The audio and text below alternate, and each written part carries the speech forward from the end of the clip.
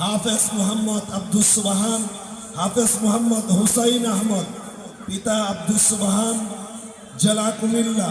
দ্বিতীয় হাফেজ মোহাম্মদ আব্দুল্লাহ আল মুয়াজ, পিতা মোহাম্মদ বুলবুল ইসলাম ভুইয়া, জেলা কিশোরগঞ্জ। তৃতীয় হাফেজ নূর মোহাম্মদ, পিতা হাফিজুর রহমান, জেলা পটুয়াখালী।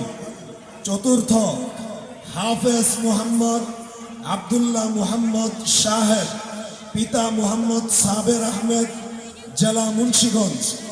পঞ্চম হাফেজ মোহাম্মদ আবু রাইহান, পিতা মোহাম্মদ নাসির আহমদ, জেলা ঢাকা।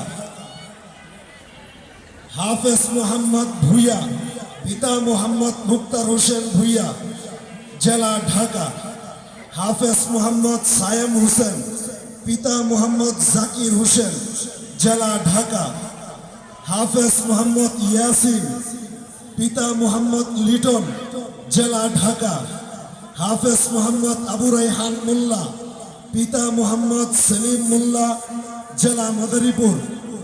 হাফেজ মোহাম্মদ মাহবুব হুসাইন, পিতা মোহাম্মদ দেলোয়ার হুসাইন, জেলা কেরানীগঞ্জ।